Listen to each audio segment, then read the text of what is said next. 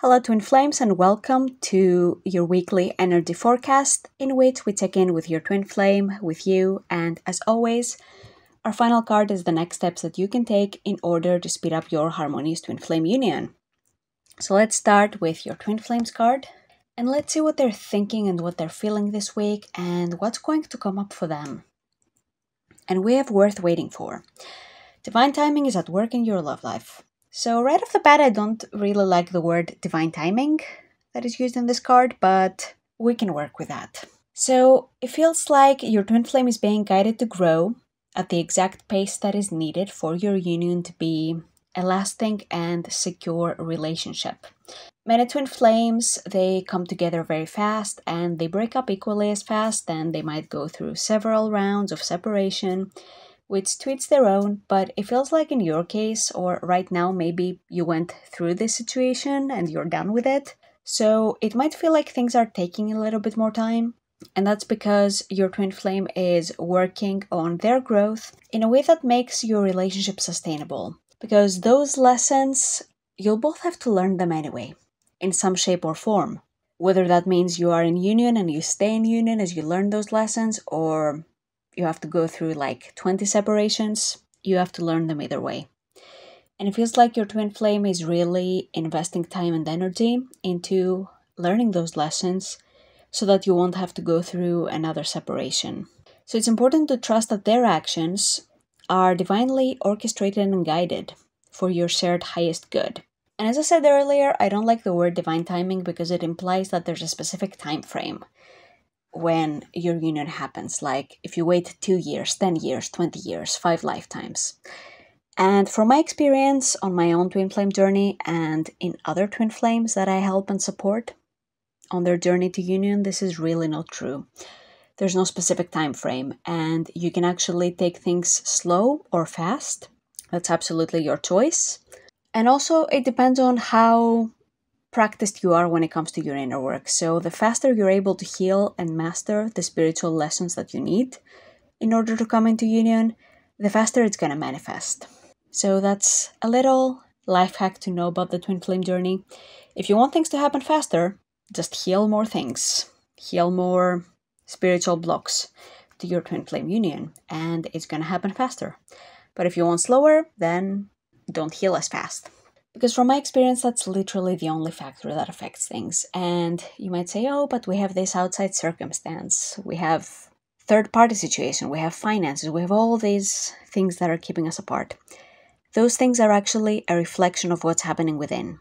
And as soon as you resolve the issue within yourself, it gets resolved in your shared consciousness, and it gets resolved on the outside circumstances as well. Next up, we have the card for you, so let's see what's going to happen with you this week. And we have healing family issues. Your love life benefits as you forgive your parents. So old family wounds might be coming to the surface again for you this week. I'm sensing a lot of patterns around rejection, abandonment, maybe not feeling supported. And some people have noticed, they might say they have no childhood trauma, everything was perfect. You know, my parents had a roof over my head and they gave me clothes and food, so everything was great. But the real issue is that the parents were not emotionally available, so that's what's coming up. So it's not just about the physical comforts or having your physical needs met, but also your emotional ones, because that's also very important. And I know many children grew up in those environments, and those children are now adults. And that's something that we really need to be careful about so that we can give our inner child that love that it never received. It's very important. Healing these patterns at the root actually releases a lot of things that block your twin flame connection. And many of the most common twin flame issues, like worthiness, for example, they begin in childhood. So this week is going to be a very powerful one when it comes to inner work and healing. And as you give compassion and love to your inner child, you'll notice more peace in how you relate to and with your twin flame. So absolutely don't underestimate the ripple effect of inner child work, because it directly strengthens your union with your twin flame. And obviously it also benefits you first and foremost. You feel more peaceful, you feel more free. And that's something that should never be underestimated, because you deserve to feel good about yourself and about your twin flame journey. And last but not least, let's see what your next steps are. What is it that you can do in order to expedite the process of your harmonious twin flame union? And we have romantic feelings. Your feelings are real and worth exploring. Beautiful. So the next step is all about honoring your feelings, and your feelings are real. This one is sticking out to me specifically this week because I've had this card before. I like using this deck, but always there's a bit of a different message that comes through, even though the cards are the same. But I feel like this part, your feelings are real.